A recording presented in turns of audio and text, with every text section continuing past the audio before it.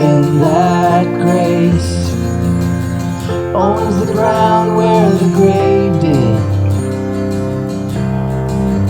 All my shame remains left for dead in your wake. You crashed those age-old gates. You left no stone unturned. You stepped out of that grave, shouldered me all the way. So here I stand, high in surrender. I need you now. Hold my heart now and forever. My soul cries out. Once I was broken,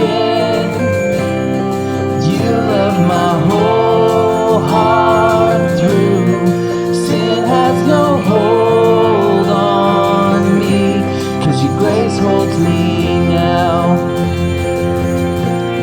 Healed and forgiven,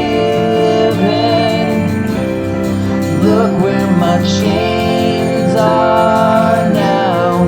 Death has no hold on me, 'cause your grace holds that ground. And your grace holds me now. Your grace holds me now. Your grace holds me now. Your grace holds me now.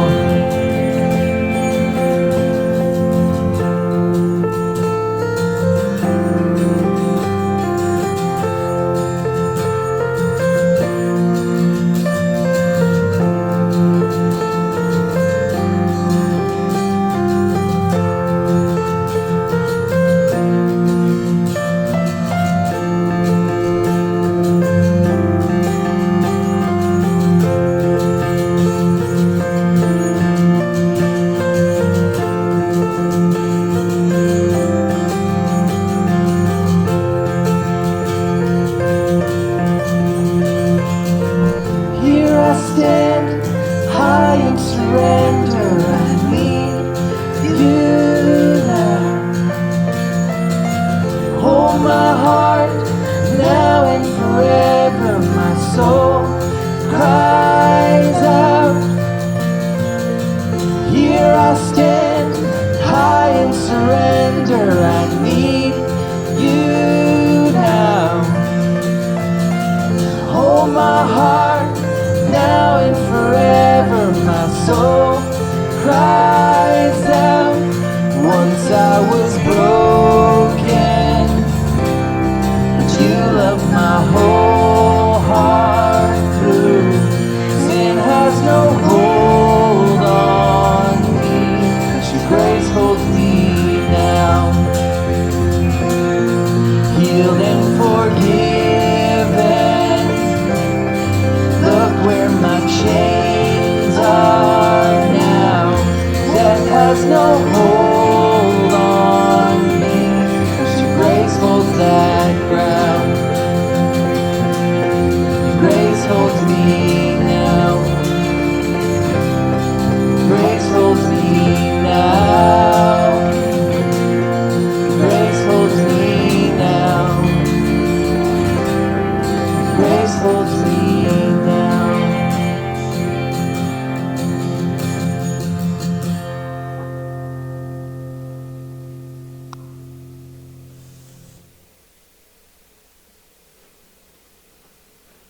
Good morning, everyone. I hope you're having a great day. I'm just going to share a few thoughts today, but I thought I would share from my kitchen because that's where I spend a lot of time. I spend a lot of time cooking and cleaning and preparing for the next week.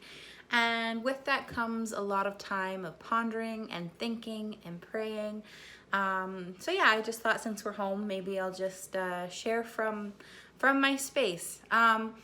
So I'm going to start by sharing a story. Not too long ago, when we first moved to Blind River, so actually a couple months ago, We moved here. I finally sold our house, bought our house, made the journey, and moved in.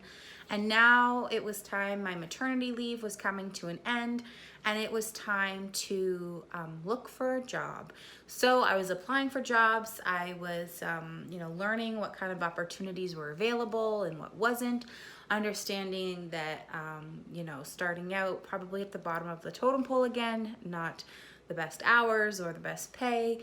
But regardless, it was time to look for jobs. So I was applying, and worrying about how I would care for my family financially, how I would handle going back and being a working mom and putting my child in daycare, and what hours she'd have to be in daycare, how long I'd be away from her, all those different things that, every mom who goes back to work goes through, and, also heighten things with the time of the world that we're going through right now. And so that was preoccupying a lot of my thoughts and my prayers and my mind and heart. And we were worshiping one Sunday together in our living room. And I remember so clearly God spoke to me, and it shocked me. And he simply said, stop begging for the best of the worst case scenario. And that struck me strange.